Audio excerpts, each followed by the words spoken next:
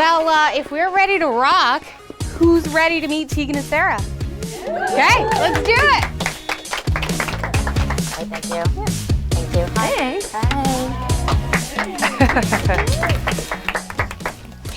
Welcome. Thank you. Great boots. I didn't see those when we were walking over. Oh, thank you. So you guys wrote a book. We did write a book.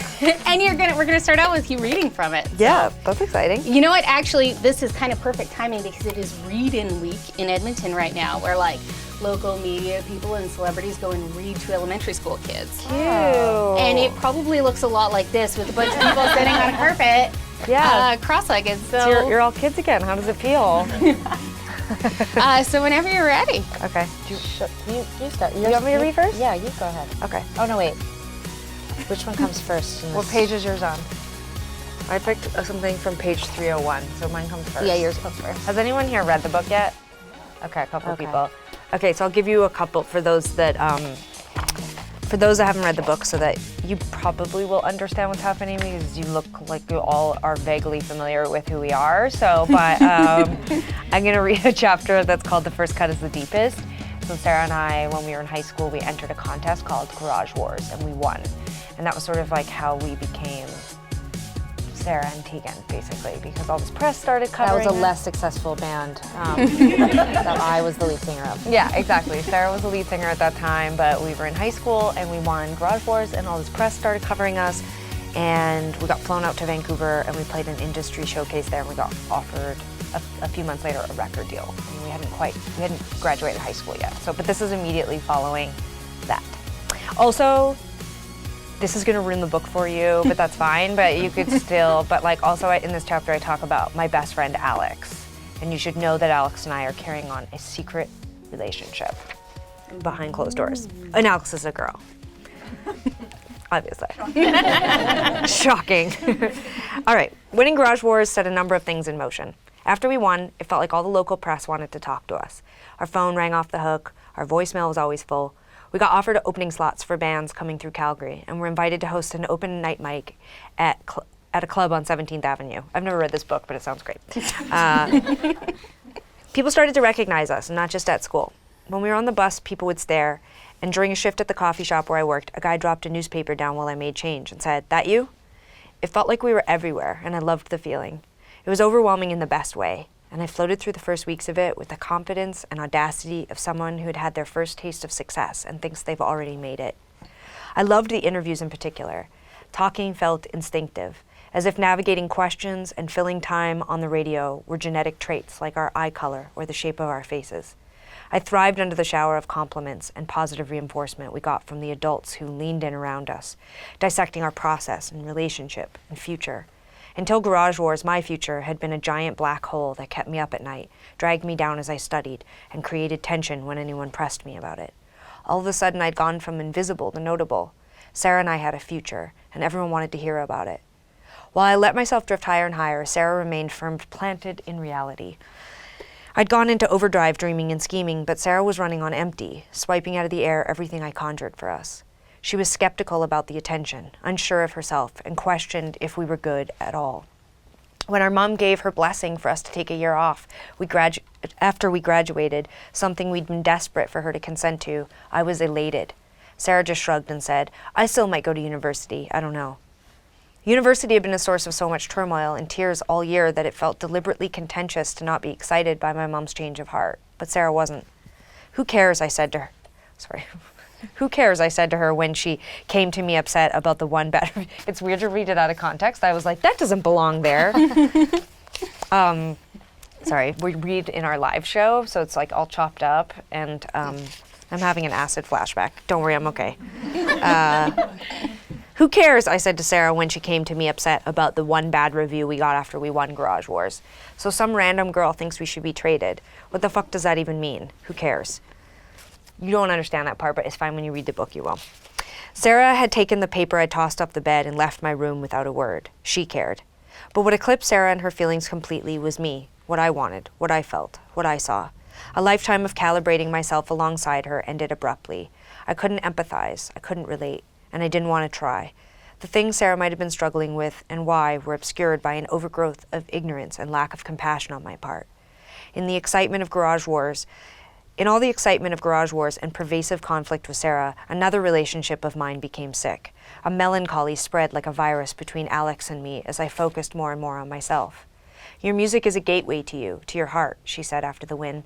I've always known that, and I'm proud. No one could be more prouder than you that you won. But I'm afraid now that everyone can see it, it'll take you away from me. How is it going to take me away from you? The world is going to find out how amazing you are, and it's going to change things, change us. How is it going to change us? Soon you'll be gone. I'll be gone. You're the one leaving for England. It was a very dramatic first relationship, you guys. I felt angry with Alex's sudden hesitancy and fear. Her claim that my success would lead to the eventual end of us felt unfair.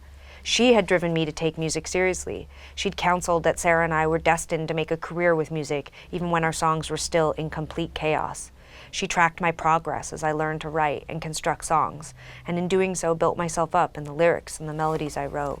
She was the first to see that I had learned how to put to music the things I could never say out loud to anyone, even her. Alex had unraveled the fear and the guilt I had about not wanting to go to university, from the desire and need to pursue a career in music after we graduated. It was Alex who reassured me when I worried I might never get out of Calgary. You're not trapped here, she told me while lying next to me in the dark. Believe that. I do. She had pushed me to apply for Garage Wars after our mom's cousin told us about the competition at the university. Alex made sense of everything, music and me. What didn't make sense was how she felt after we won. Perhaps I was naive, too in love, and too excited by the win to see or understand her fear. Maybe I was too young and caught up in the dream to consider it might actually be one. But to me, winning Garage Wars was a sign we were on the right path. I was sure of it. The only thing I wasn't sure about after Garage Wars was my hair. Priorities. Alex was devastated when I told her I was going to get my hair cut. But I love your hair. The haircut was another example of how I was changing, growing away from her, she said. Sara seemed nervous too when I told her. Do you think I need to cut mine?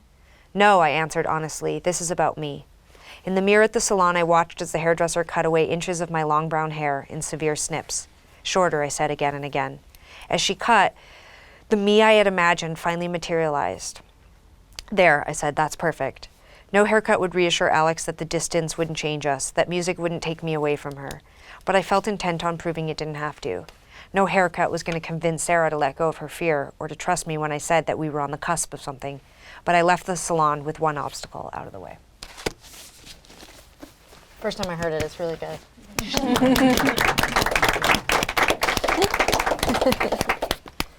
It was hard to keep up with Tegan's chapters because she would send them to me and then she would be like, never mind, don't read that one. I'd send you a new draft. And then before I even had a chance to look at that draft, she'd be like, never mind, just ignore the last two emails. Was that one that I changed a lot? No, I just was thinking about how it evolved and changed. Yeah, That's all. Yeah. that's my chapter. I know. Now I'm feeling like I want to read something different than I was going to.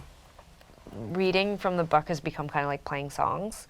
So like at first people just told us we should just pick one chapter and read from it so that you get to know it, but we're like ADD, so now yeah, well, it's right? more about complimenting what you choose. So Well, I'm the test. Let's see what you choose if it complements it. okay, well, so I'm going to read.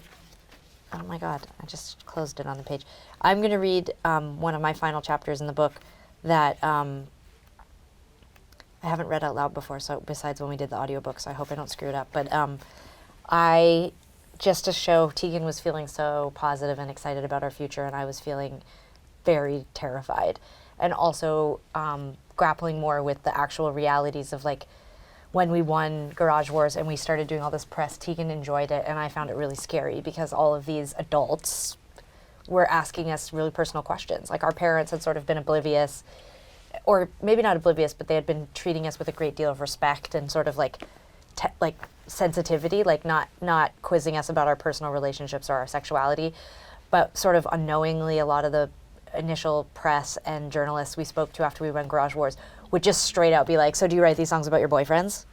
And it was like totally terrifying because while we weren't talking about our sexuality, I wasn't used to having to like bold-faced lie to people. And so it was very awkward. But also around the time that we won Garage Wars, I had been totally obsessed with and having a sort of like secret messy, drunken affair with another girl who I decided I was going to be able to finally win over with my newfound local fame. Spoiler alert. When you just described, when you just said that, I feel like the book we should cross out high school, and it should be like high school, and then it should say like kind of like college for the rest of you. Yeah. Like when you just said a drunken affair with a girl, like you sounded 10 years older than you were. Yeah. I felt like I was like 1,000 years old. Okay, all right. It was one of the last Fridays of the school year, and Spencer offered to throw a party at his house. That was my boyfriend. There's so many crazy things happening to you guys, huh? Zoe was drunk, one of her eyes half closed. She rested her bare feet in her hands as she spoke. I smiled, letting her, I smiled, letting my knee rest against hers. Our mom says we can't sign the record contract until September. She wants us to be 18. I'm jealous. You'll probably get out of Calgary before I do, she said. What do you want to do next year? I'm going to go to Los Angeles and be a backup dancer for Janet Jackson. I really thought she was going to as well. I wanted to tell her how everything I knew about LA made me think of her. Vast, permanent things like the sun. How I'd imagined myself 1,000 times living with her in the shabby apartment from the photographs she'd taped to her bedroom wall, surrounded by the pyramid of beautiful girls she'd lived and danced with the previous summer. I'd trade all of it for you, I blurted out. She laughed. I mean it. You're the only thing I think about. And then she wasn't smiling anymore. She turned to the door as if her boyfriend might be waiting right outside. Dustin, she said, I should go. I sat on the floor with my head in my hands after she shut the door behind her. Panic and curiosity gnawed at my guts. I rejoined my friends in the living room, pulling my toque a little lower over my eyes. A few minutes later, I watched Zoe taking wobbly steps over everyone's legs and the backpacks littering the carpet. Her boyfriend, Dustin, was doing the same, their hands interlocked. They found a spot near the wall and sat down together. In his tracksuit, he looked like the coach of a sports team or a youth minister. He was a born-again Christian and didn't swear or drink alcohol. He'd started showing up at raves with Diego the previous summer. When he and Zoe started dating, I took solace in the fact that his religious beliefs prevented him from having sex with her. She was too busy having sex with me. Okay. Okay.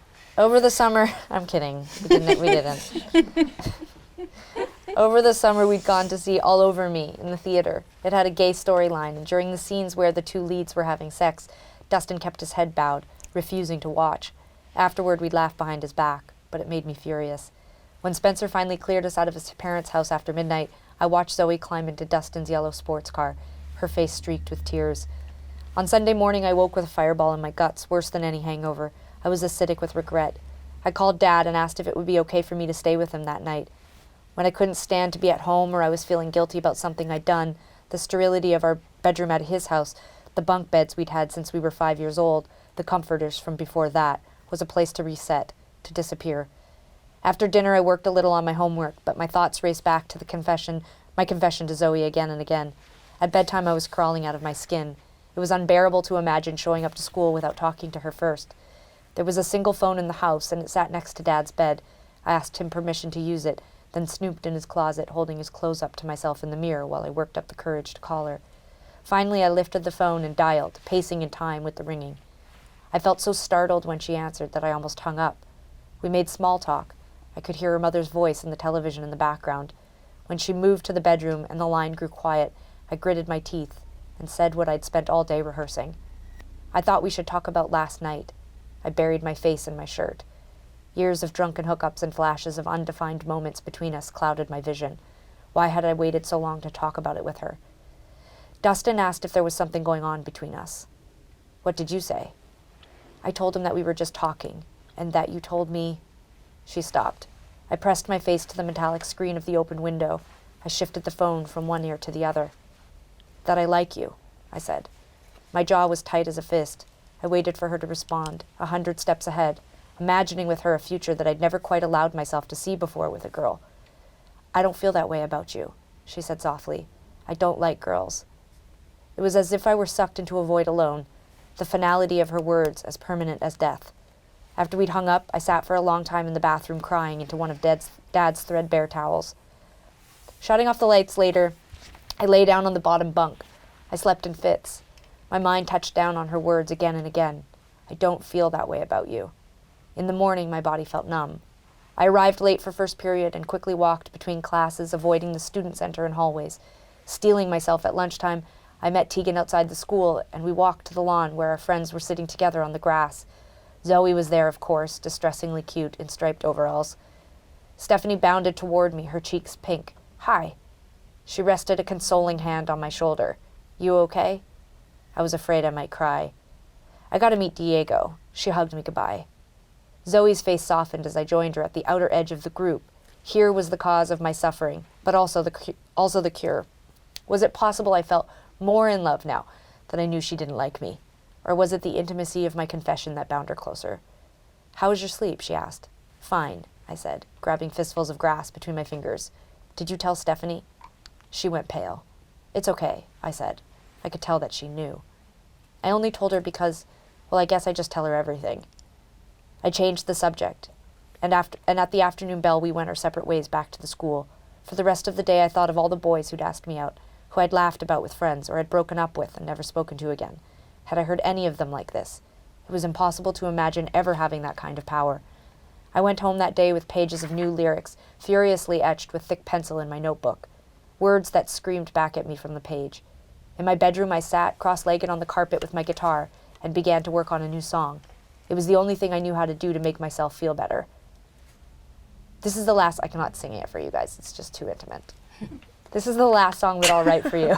I'm disappointed for one. This is the last song that I'll sing for you. This is your last song.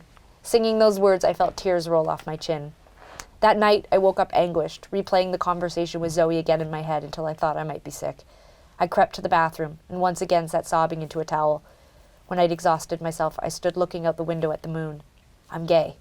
It was the very first time I'd allowed myself to say the words I had been desperately afraid of. From that night forward, I carried them in my mouth, tempted to tell everyone, and no one.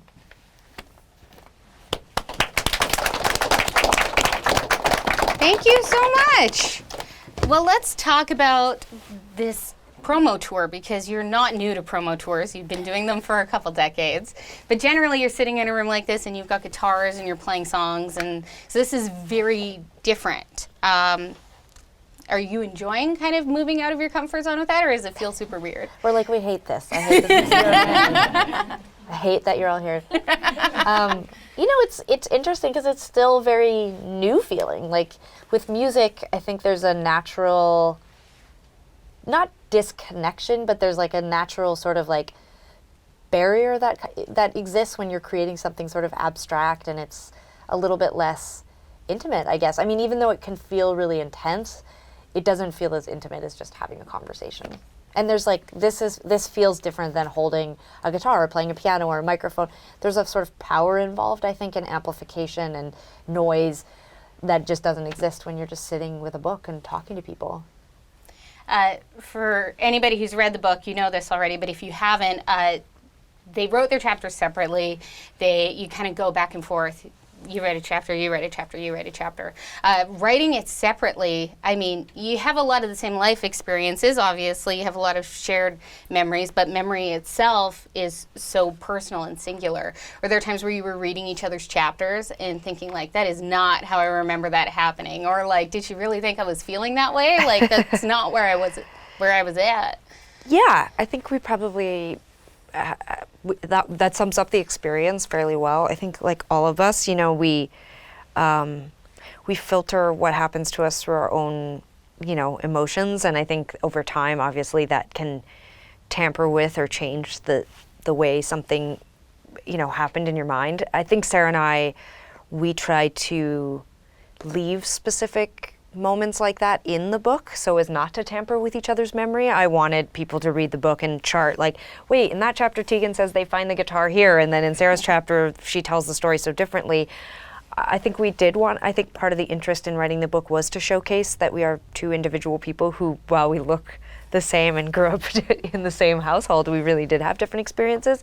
I mean, ultimately all of us have really interior worlds that no one has access to, and that goes for Sara and I as well. And I do think as we were writing the book, it shocked even us to really see how differently we had experienced high school and coming out and the beginning of our career. So it wasn't just how our memory could differ, it was just how differently our experience growing up ended up being. And that, I think for us was really actually quite exciting and in a way healing maybe a little bit, because it allowed us to maybe have a little bit more empathy for the other. Like Sara's experience as a queer person, but also as a creative person, was really different because her experience with women came 2 years before mine did. And I think that that shaped her identity in a really different way. And I think, we also have a really different way to deal with criticism. And so that also really shaped our perspective on our career. For me, I don't really care what people think. Not to say that I am some sort of superhuman. I care about what people I love think, or people I really respect think. And so if I don't know you and you criticize me, I tend to just be like, well, I don't really care. And I think for Sara, it was harder at the beginning of our career. We were 16 years old and people were writing things about the way we looked. And we're writing, the first review of us performing live, we were 17, and the woman who wrote the review said that we did not deserve to win Garage Wars. Like, literally wrote, does not deserve. We were playing against adults, and she criticized the way we looked. She criticized the way we sounded. It was a really, really harsh review. And to be 17 and to receive that, it was tough. I think even nowadays we're so used to criticism because we all just write our opinions online and then criticize each other on social media. Yeah. But in the 90s, like, we were just like baby birds, and it was like we'd just been like punted out of like a nest. And for me, I ended up kind of being able to land softly, but I think it damaged us in different ways. So anyway, it was a fascinating process to see how differently we really thought about things. Kind of like couples therapy almost, or family therapy, but like doing it on your own. Yeah. Well, being in a band is like being like in any other really intense relationship, but it extends to the crew, to the people who work with you. We've been with same management 18 years, and there is something really weird about what we do. We make thousands of decisions together every month. Our career is kind of like a child. Like our records are like children. And so this was like another interesting co-project that we had to sort of bring to life together, and it was interesting. The people know you primarily as musicians, obviously, but or comedians. Your music your music career doesn't really even you guys playing music doesn't even come in until about halfway through this book. So why were these early stories about learning about yourself and about exploring your sexuality and about figuring out what you wanted out of life together and independently? Why were those the important stories for you to tell? And I guess, who were you writing for when you wrote it?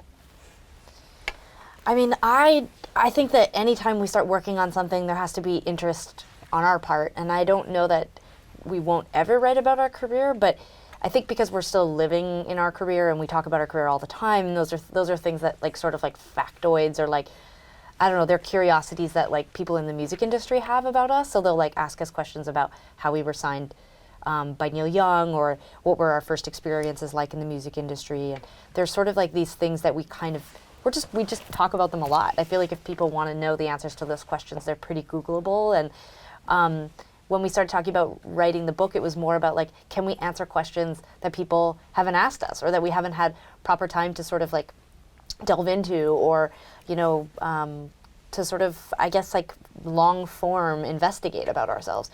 I think that it's not that we were writing for our audience, but I certainly thought to myself when we were pitching high school, it was a sort of time period in our life that felt appropriate to sort of talk about in terms of like, here's the origin story, both of the band and also of the sort of queer identity that people are curious about. And also I think it's fascinating to talk about a time period that is so closely linked with when people were introduced to us. This is like really just years, months before we became public people.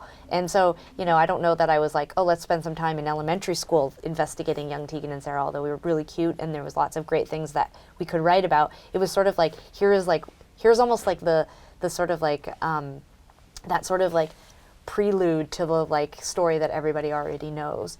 And I think also too, when I sit down to like write anything, like whether it's like lyrics or songs or whatever, like working on this book, like ultimately it has to be interesting to me and Tegan first. And it's not that I don't think about an audience, but like we're each other's toughest critic. If I can entertain Tegan, and I know I can entertain other people because we already know all these things about each other. So I think like that was who was in my mind when I was writing the book, was like, is this interesting? Can this keep our attention for the full year? And it really did. It was like so addictive, kind of.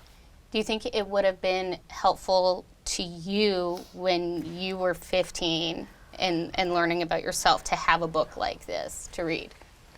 Yes and no. Like, if I put myself into my 15-year-old self, Tegan and I've talked about this a lot, we had a community of kids that we loved and were like super connected to, but we were also, it's impossible for me to disconnect myself from the time period, which was a time period where there was like a confusing amount of homophobia, and also like, we were also like, homophobia is bad, but we were also very homophobic. And that sort of internalized homophobia, I think, would have probably prevented us from being attracted to something overtly queer.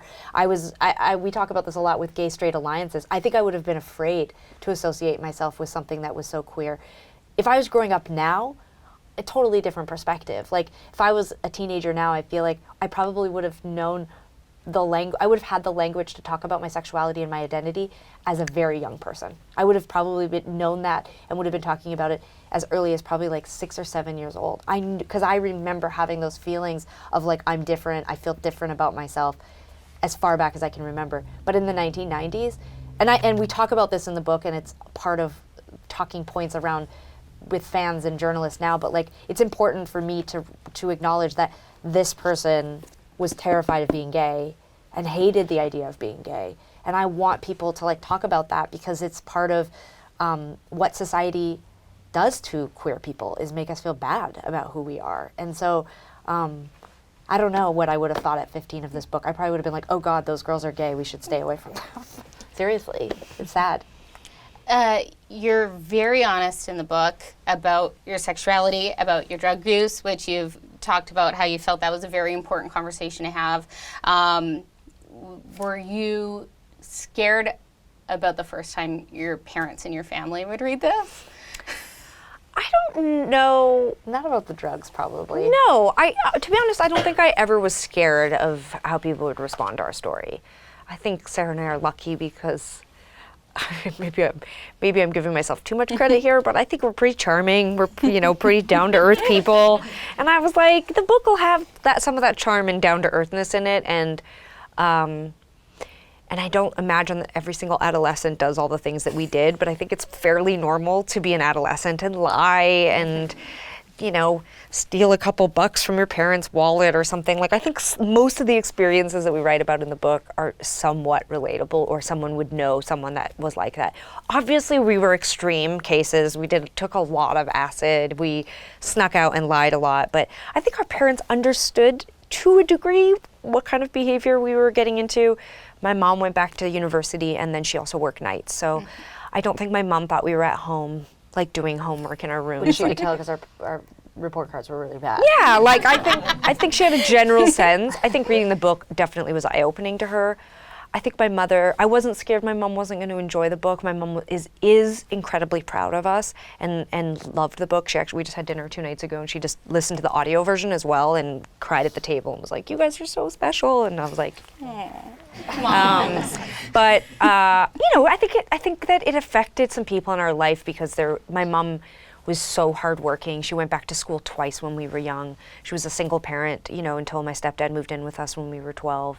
And I think for my mom, there was just she felt worried that people would think she wasn't a good parent, and that she'd really tried so hard, and that she'd made mistakes along the way. And I think that there are lots of people in our life who worried that this would leave people with the perception that they weren't good people, or that we hadn't been taken care of properly. And I think what's very clear when you read the book is that we made all of our decisions because we made all our decisions, and we were exceptionally good at lying and hiding who we were. And they understand the purpose of the book is to tell that. We didn't come out like this. We grew into these people. And I think there's a lot of pressure on public people, and that trickles down to everybody else to be perfect.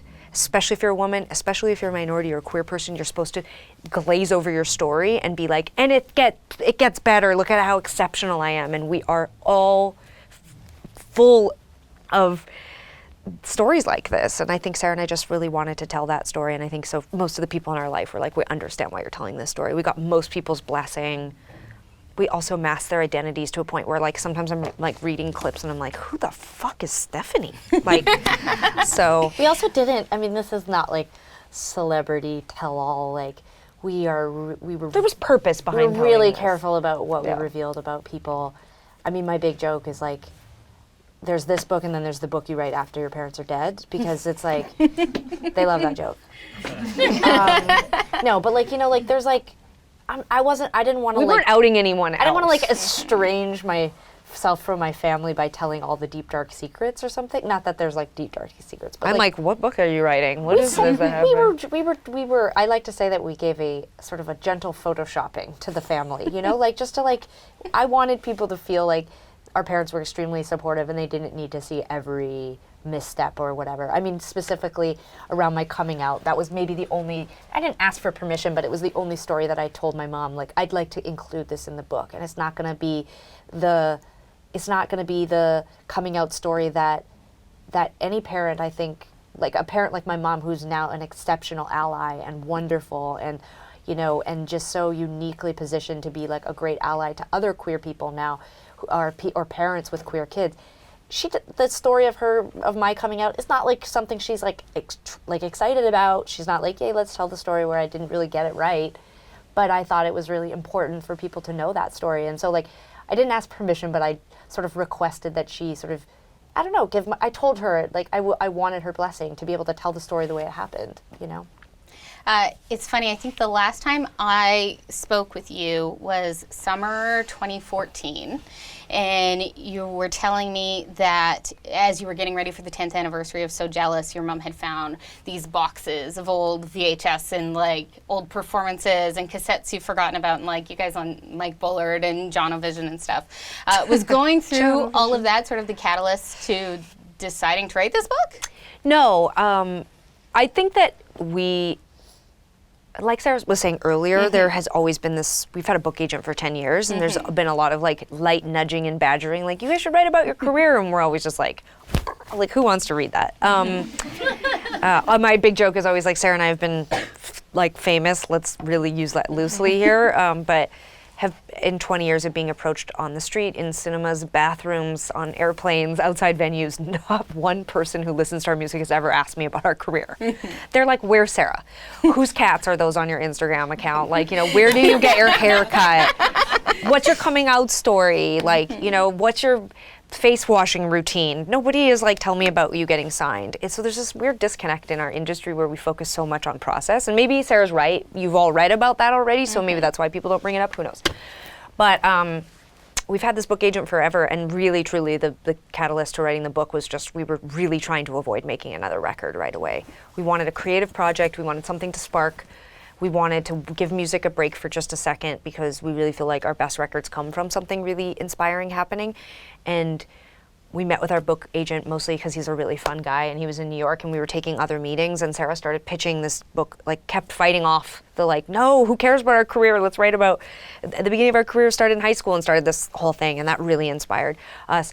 All those tapes we found that my mom had were completely useless because they were all from like our career, and so we couldn't use any of them. And what really shocked us was that no one had kept anything from the time we were talking about, like the high school time. Like a lot of the cassette tapes of our high school songs, like no one kept them. It took me months. It took almost 6 months to find one of the tapes and about 3 months to find the other, and they were really, really random people that had held on to them. And so I was amazed at how much we had documented and how much had managed, but it took a lot of energy to keep it, like, or to get it and to get it to us. But I think Sara and I have always, to address specifically what you're saying, I think we've always been really obsessed with the past. And I definitely think every time we have an opportunity to look back, we do. I don't know if that makes us narcissists or just like working through our issues. I'm not sure what it is. I think it's also about like, you know, to sort of like use a therapeutic framework. It's like as we get older and we have more life experience and we have more confidence and perspective, it to me feels important to go back and reprocess these important things that happened in our life. You know, my queer story, my story as a young artist and as a young songwriter, I almost exclusively thought about it from the perspective of, the press, or from like the retelling of that story to me again and again, and a journalist saying, so you won Garage Wars, and then this happened and that happened, and I would be like, okay, yep. And at some point, it to me felt really valuable to go back and say, like, what do I remember about those experiences? Like, was my music rudimentary? Like, was I sort of like, was that interesting? What did I have to say back then? What were my experiences? How did those experiences inform this band, but also like inform me in my romantic relationships and my personal friendships? I don't know if I agree that we're like overly sentimental or nostalgic. I actually think there's something really fresh. I think there's like something really very fresh about like asking yourself, like, who am I, and what were the seminal experiences that informed the person that I've become? And that felt more interesting to me than like, I don't know, like analyzing like a current romantic relationship or situation. Like, it was like more intellectually exciting to go back to that time. It's interesting to hear you say you were kind of trying to avoid making a record, because in the process of writing the book, you ended up making a record. I know. Which is really thanks to Tegan, because as much as I like loved finding the old music, I still was like, let's not make an album. Like, I just was feeling so uninspired to go into that process again. Like, and I think it's like what makes the book so exciting to us is that the stakes felt so high. We have to prove to people that we can do this. That we're not known as authors or writers. So here we have to like really sort of like work on something really rigorously, and we have so much to prove, and we have to have all these, really specific types of conversations with people we've never spoken to about our art form before. And there's something about like going back to music sometimes where I'm like, oh, this guy again. Like it's just like, or, which is actually why I think, again, like I was saying, I was waiting for a spark, and why this set of songs is a spark for me, because they're good songs. And I think that we write off what young people make, and we write off youth, and we think that you have to be like old and haggard and roadworthy to be writing something valuable. And I think that's wrong. I think it's wrong. I think Sara and I had a tremendous amount of experience when we started writing music, and we wrote really honestly and specifically, and finding those songs felt really exciting. And for me, it definitely sparked something. And just like with the book, how we have to prove ourselves in that world, I wanted these songs to sound amazing, and I wanted to put them out, and I wanted everyone to fall in love with them, and I wanted the record to do well, and I wanted the fans to love it, because I wanted to prove that we were worthy of all that time. We were worthy of the attention we got. There is a reason why we're here right now, 20 years later, because we were good. We were good, and we stood out, and we were unique, and we worked hard, and we were strange, and we were different. We were unique because we could sing together and weave our vocals together. And like, I thought all that had happened later, but it happened in the first song we wrote. And I wanted to show that. I wanted to do that so that it would inspire other young people, or anyone, to look back at their youth and be kinder to that young self, and to be kinder to their first work, and know that there is value in that, The album, which is awesome, by the way. Thank you. Congratulations. Is you revisiting those songs. Yeah. Is there ever going to be a day where we hear those actual recordings? Yeah, you can hear some of them. You can hear some of them if you listen to the audio version of the book. So we kind of like buried a few of them in there. Some are actually online. If you go looking for old school plunk, you can still find some of them out there. The tapes were pretty, like I said, we only found one copy of each tape. There were two that we made in high school. They were in shit condition. A lot of the quality had been just unfortunately lost and warped over the years. One had been in a storage unit apparently for like 20 years, and it wasn't climate controlled. So there are some warbly moments, but we're going to continue. I think there's like really amazing little pieces here and there that I could imagine us using, but there will be no like Tegan and Sara release their, plunk tape in full. Like, nobody needs 40 songs from us in high school. I think we pulled the most relevant and inspiring and usable parts out to make this new record. I don't think that, but there are a few songs. Like I was saying this in an interview the other day, there's a song called Zebra Sun that Sara wrote that I think is really beautiful, and actually the quality of the recording is pretty good. So I can imagine down the road, but but if you listen to the audiobook, you can hear some now. Well, a lot of people are talking about the tour because it's like part book tour, part, you guys It's like a Broadway show. being you, playing the songs. Kind of explain what we're going to see tonight. I mean, you've sort of, I mean, you nailed it. You're our tour publicist. No, I think we wanted to create like a hybrid book tour album release. It was like, how do we sort of synergistically use these different projects and make them into something that feels not like we're like, okay, now we're reading from the book, now we're playing a song from the album. It was like, how do we sort of create like a whole piece? And we actually worked with a wonderful director out of New York, and he read the book and he pulled it apart and sort of created a really wonderful script that focused more on like thematic kind of stuff instead of it being like a, you know, chronological retelling of high school. It was more about like talking about our sexuality in certain sections, music in other sections, our relationship to each other. And then it was also really fun to thread not just the, you know, songs from the new album, but actually some of our more familiar, recognizable songs, but in really different arrangements and context. And so it's been really fun. And I think, you know, I mean, I think it's probably more like a theater show, meaning like what you would expect from going to see a theater show, which has been really interesting and challenging in some ways because we're a band and we're used to playing concerts and we're used to people kind of like checking their Twitter feeds and getting a beer during songs they don't like, usually my songs. And this is really intimate. Like, it's really like just piano and acoustic guitar and us reading, and it's like we're trying to train people to be present and not touch their phones or touch their drink and just sort of be in the moment. And so that even that, raises those stakes of like, we've been playing shows for 20 years and we know how to like bedazzle people with like lights and guitar solos and big drum fills or whatever. It's really hard to keep people's attention for 2 hours focused on just material, you know? I went way too long, so I'm probably going to get in trouble. Okay. So we're going to... Okay. Who's going to get you in do- trouble here? Oh, I don't know. Do you have somewhere to be? Yes, right. Your manager's I was going to look at them and be overworking. like, she's very lovely, don't be mad at her. I'll do one more, and then we'll take a few from the crowd. The biggest cliffhanger in the book, and I know this sounds ridiculous because it's such a tiny detail, and I'm sure you've talked about it before, and I just haven't heard it. But when you end the book, you're still Sara and Tegan. Yeah. When and why did it become Tegan and Sara? So the first printing of our record, Under Feel Like Ours, which was our first record, it was still Sara and Tegan. And then we worked with this management company for really just a blip of time, just a few months, but one of the managers there suggested, and this was after hours of making calls on our behalf, he said, nobody knows what I'm saying when I say I'm calling on behalf of this band, Sara and Tegan, because the words just sort of become one giant word. And so he just was one day said, I think when we do the new pressing, we should move it around and just be Tegan and Sara, because you have to enunciate it. And we were like, okay. And it's that simple. Yeah. It's a really riveting story. Yeah. Well, Probably a who's whole got book could be devoted Who's to got a more interesting question than that? I don't know if it's interesting. I'm sure it's Tegan, great. Tegan has to start making up a more interesting regular.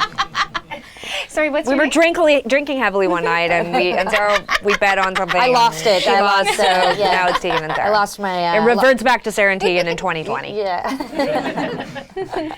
My name's Janelle. Hi, Janelle. And I'm just wondering, Shonda Rhimes loves you. Yeah. How? How did that happen? You're like on almost every season of Grey's Anatomy. You know, we got before it was cool to have your music placed, it was like maybe 2003, 2004, and the pilot of Grey's Anatomy had been shot. And someone from our label reached out. And it was just not cool, like when you were an indie rock band, to put your music and stuff. But we'd done one placement before that in a Scooby-Doo cartoon. And What episode? no, but if you Google Scooby-Doo Time Running, because it was the song Time Running, it comes up. But for us, we were just so obscure and so unknown, and in our minds, we were never going to get radio play. And so we get this pilot, it actually FedExed out to us. We were still in a van in these days, and we watched the pilot, and I then FedExed it to my close friend who is a doctor, and I said, is this cheesy? And she said, no, it's amazing what happens next. And I said, well, they want us to write the theme song, or want us to pitch to write the theme song, or they might just use some music of ours. And she said, oh yeah, no, that's cool. And I was like, okay, whatever. We were like, it's network TV, who no one will ever notice or care. And then it's like, we like always joke that like the only reason why we like survived during that time, there was like a 5-year period where they licensed, I think it was something like 10 or 12 songs from us, and truly paid, like it allowed us to like be able to like, you know, put a mortgage down on an apartment kind of thing.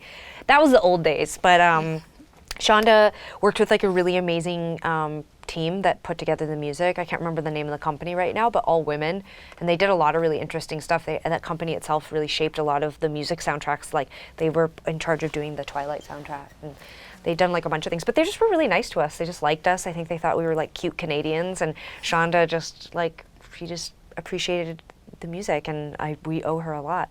It's still Where Does the Good Go is like one of our most popular songs, and it's only because of Grey's Anatomy. It's also a good song. Yeah, but I think it would have like, you know, fallen in with the rest of the work in this way that it kind of like, I'm like, Christ, we still have to play Where Does the Good Go? Fuck. I just finished rewatching Veronica Mars from the beginning. And Yeah, I feel that's another like- show that was yeah. really helpful to us. Yeah. Uh, Play Where Does the Good Go tonight? You'll have to find out, but there's a good chance. any other questions?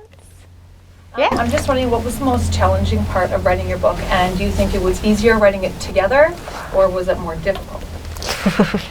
I mean, honestly, there were so many similarities to making music, which I was so surprised about. But like, just even the act of writing, I mean, the vast majority of our songwriting is actually done on the computer. We use music programs like, you know, like Logic, Pro Tools, Ableton Live, like that kind of stuff. So even just the act of sitting down to write the book felt really similar to making music because I was just using the same tool.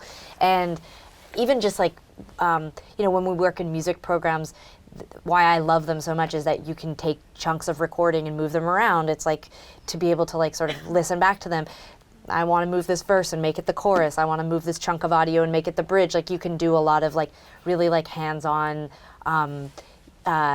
I don't know, editing, and that's kind of like writing. Like I found myself being like, what would this chapter feel like if I took the ending and put it over here? And like, it just all felt very similar. And so strangely, it made me feel really comfortable right away. I think the main thing is that music is really abstract, and Tegan and I never sit down and say like, what are the themes of this album? Or, you know, there should be some sort of chronological order that we, you know, agree upon. It's so much more like, I don't know, feelings based, or I don't know, abstract is the word I always go back to.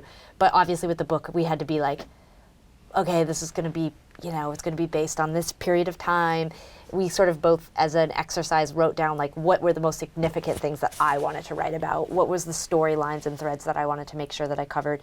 And that might have been the hardest part. That probably was the hardest, just getting the agreeing upon those chronology and the things. timeline worked out. Yeah, and then figuring out what needed to be there and what didn't. We think everything's interesting, and then probably things that we didn't think were interesting were very interesting to our editors, who were like, can we hear more about this thing? And I would be like, really? Like, so I think one of my favorite parts was actually after we had probably written for maybe like 7 or 8 months, we didn't write together. It was like we'd written 2 different books, and we kind of like mashed them together and sent them to the editors. And I found draft 2 really thrilling because they went in and reduced it from like 120,000 words to about 90,000 words.